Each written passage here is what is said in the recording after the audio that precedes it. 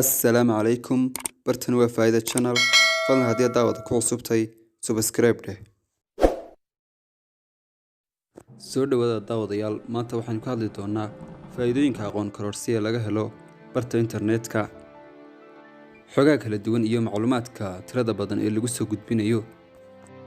sidaynu ogsoonahay muddooyinkii u dambeeyay waxaa soo taraya macluumaadka tirada badan iyo xogaha lagu soo gudbinayo internetka dhanka waxbarashada ayaa ah iyadoo ugu laxaadka weyn leh ee bulshada inteeda badan soo gudbiso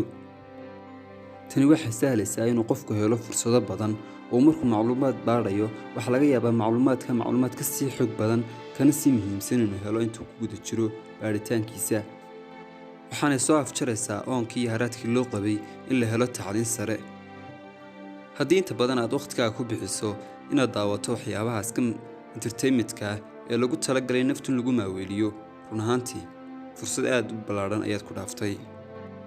maanta haddaynu eegno caalamka wuxuu noqday meel qofku si fudud uu maskaxiisa iyo maankiisa ku dhisi karo uu kaga maarmayo goobo intooda badan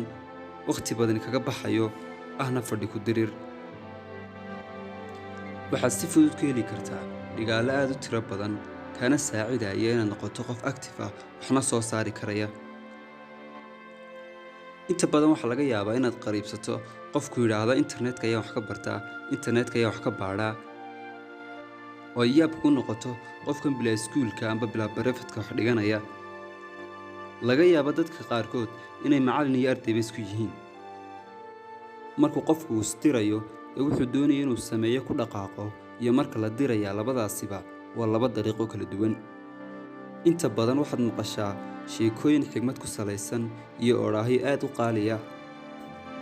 kuwaasiyo marmarka qaarkood aad ka yaabayso sidii qofka maskaxiisa uga soo baxeen hadalkan yidhi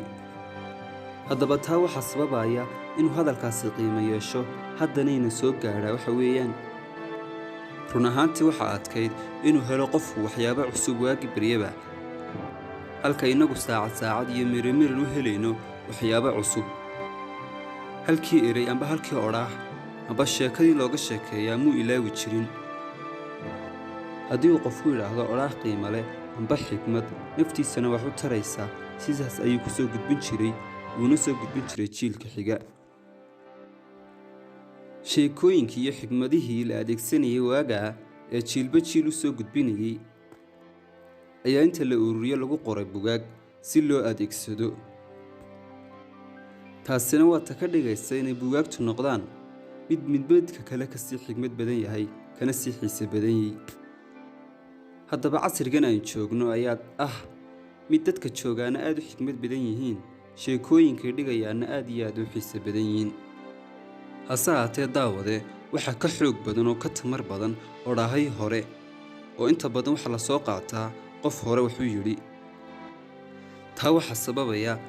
odhaahaha iyo xigmadaha badan ee waagii baryaba amba maalintii kastaba la leeyahay soona baxaya tusaale daawada haddii aan kula taliyo oon ku siiyo talooyinka ugu fiican iyo xigmadaha ugu wanaagsan waxaa laga yaabaa saacada ka bacdi haddana inaad hesho talooyinkaygii talooyin kaleo ka sii fiican kana sii wanaagsan mar kastoo sii baadhana waxaad helaysaa qaar ka sii fiican kuwii lagu yidhi amba u dhigma taasina waxay ka saaraysaa meesha inaanad qofna xusin oo intaas ku shaandhayso xogihii lagu siiyey kuwa ugu wanaagsan uun ka qaadato taasina daawade waa ta sababaysaa inay dadku yidhaahdaan dad waa dadkii hore hadalla waa intuu yidhi haddaba haddaynu ka hadalno aqoonta internetka ayaa iyaduna sidaas si leeg ah mid faa'iidooyinkeedu kala badan yihiin oo midba midda kale ka sii faa'iido badan tahay haddaba muhiimaddu waa inaanad ku qadinuun kuna asquubin haddaba daawade maanta laga bilaabo isku day inaad wax ka faa'iidaysato social mediaha tirada badan ee macluumaadka xogaha iyo xiisaha xambaarsan lagu soo gudbinayo waxaana isku daydaa wax kastoo wanaagsan oo naftaadana anfac u leh inaad barato xooggana waxaad sii saartaa waxa aad taqaano ee markaa xirfaddeeda adigu iska leedahay maxaa yeelay xirfadda aad taqaanaa oo waxaad ku dhex geli karto bulshada waxna kaga beddeli karto goobta aad joogto hadba waxaana hubaal ah inay bulshooyinka intooda badan kuu tixgeliyaan kuna daba fadhiistaan